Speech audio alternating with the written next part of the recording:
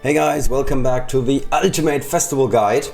Now, before we start with today's session, we're gonna do a quick recap. We are currently looking at Festival Quest number 9. Now that means that I skipped one quest, which is Festival Quest number 8. That is the quest where you have to play 2 guild raids and you also have to do some magical damage. It's my favorite quest because that means I have to play 2 guild raids and then I'm done with it, because I apparently deal enough magical damage in those guild raids to just like immediately finish the quest. I'm showing you like all my tricks and all my cards. The one thing that is the exception to this is guild raid, because my team, Eternal Nexus, is gonna kick me out if I show you guys how to play guild raid. Alright, so with that, we are looking at Festival Quest number 9. As you can see, we are currently on day number... Oh, here we go, we got another event coming up. We are on day number 3 of the festival, so very much on track, because we want to finish 19 quests in the first week. So for that, we are looking at Festival Quest number 9, which is heal 5,000 health and also deal 10,000 damage with green units. Now you know about the second part, because the second part is basically the same thing that we did in the other video where I showed you how to deal infinite damage and kill infinite units with green units, or with any unit really, if you're going to the elite campaigns where the ice golems, the frost golems I think they're called, are just cloning themselves. That was in an earlier video. If you didn't watch it, you missed out. So for the healing part, the ironic thing is we can do the same thing at the same time by playing Boulder, because Boulder has a very good passive, which is why it's leveled to level 17, and he has a very bad active, by the way, which is why I never leveled it in the first place. So Boulder can actually do the healing and the dealing at the same time. But I understand that not everybody has access to Boulder and not everybody can follow this strategy. So we're doing something else. We are healing the damage by going to a boss stage, which is Sepha's boss stage. That is the easiest way to heal a lot of damage. And Boulder is a good unit because he can take a punch of 400 and he can also heal up, as I just said. So with having said all that, let's not waste any more time. Let's go to the campaign. Go to the ice levels, there is Sepha, and then it's level 45. This is the boss stage for Sepha. Alright, what you need in terms of setup is, to be quite frank, not a lot. You do need a unit that can take a punch, not so much pack a punch, just take a punch. So Boulder is my number one choice for that. Then you want to have a unit that can take out a lot of opposing units at the same time, without creating summons. That's also important. We do not want to have summons, we want to have the control over the battlefield.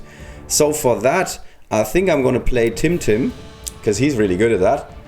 And then we need a flexible unit that can walk like over the map, get out of the way if he has to get out of the, or she has to get out of the way. That is Tanamo. It's a bit disadvantageous for me in terms of leveling my units, because those guys are already maxed out, both Tanamo and Tim, for me at least. Yeah. You don't want to play Grandma because she can create summons again, and I don't think there's anybody else here that I want to play, so I'm going to play Lionette for the sole reason that I need to play Lionette for a event quest, or for a regular quest, just a regular quest. Alright, is this looking good? I think this is looking good. Do I want to have Yasmin for any shenanigans with some extra healing? I guess so, because I also have to play Yasmin for a quest. Okay, so this is my lineup here. Then the first thing we do is we want to move Tim in and say bye-bye and good night. And then we want to move forward with Boulder is his name, which is going to be very, very slow approach. So one move here, and then I think that's it. That's basically what we want to do in the first turn. We can try and bait the opponent here. We can move Tavarinci a little bit. We do not want to get Yasmin next to Boulder because we do not want to deal a whole lot of damage. Oh yeah, I keep forgetting about this. Sepha apparently has a really good active. Normally he one-shots whatever I'm putting in front of him. So that just goes to show how strong my units are at this point. I completely forgot about that. So and now we got the setup going. So we can move Boulder here. Everybody else just move all the way out of the way.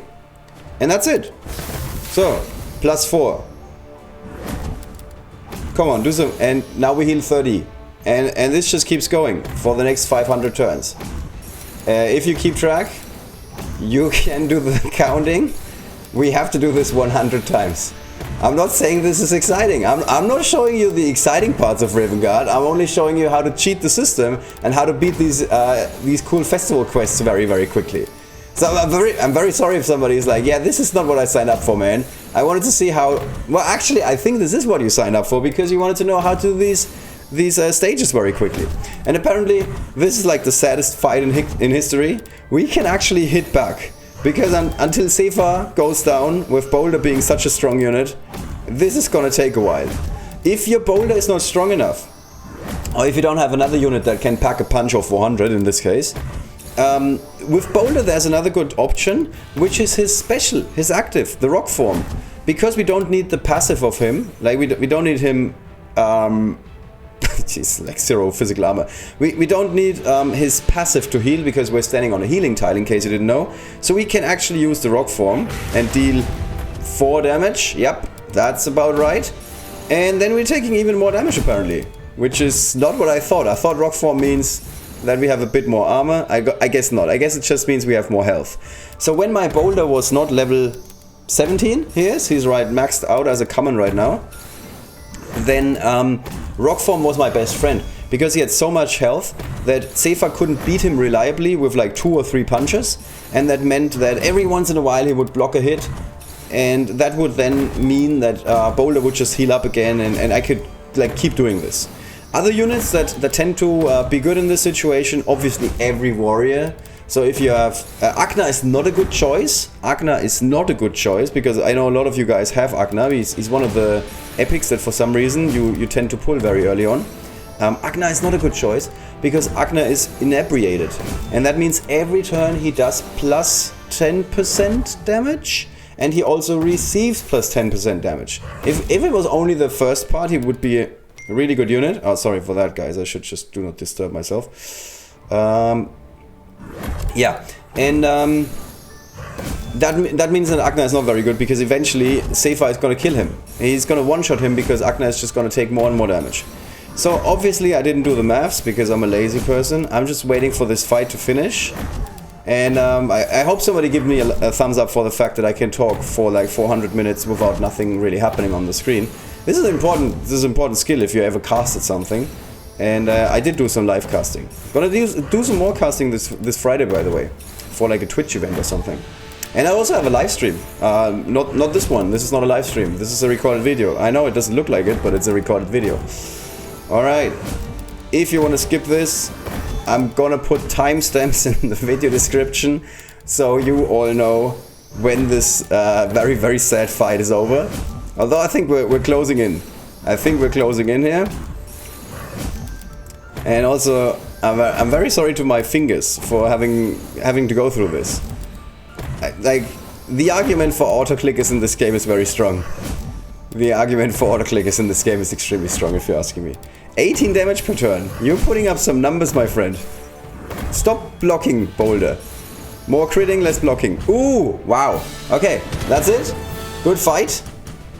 Definitely more interesting than the last Pacquiao versus Mayweather fight. And we did 3,900, so not bad. We also do like apparently 1,500 in terms of damage. So yeah, not bad. The other part, I think I'm gonna skip, because you've seen this before.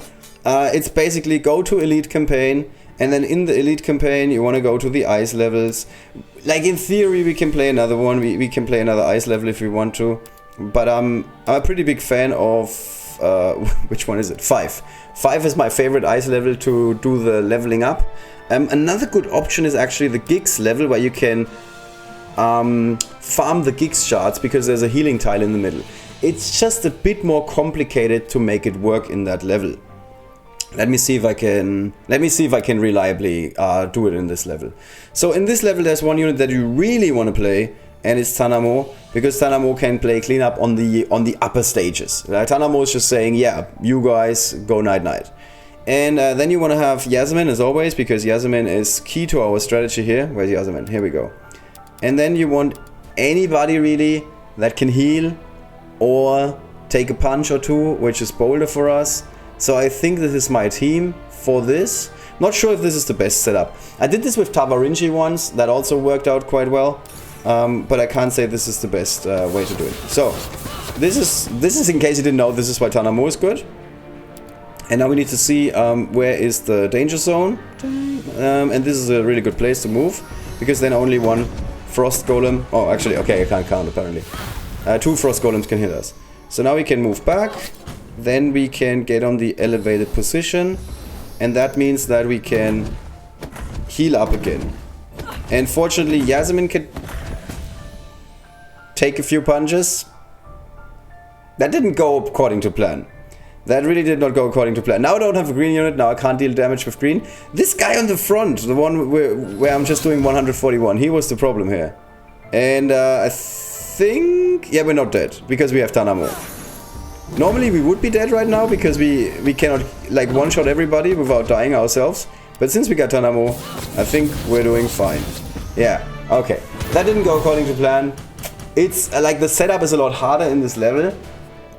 That's why I really like the other level, because in the other level you have this narrow pathway in level 5 where only one unit can come through. Let's just like quickly go into it again.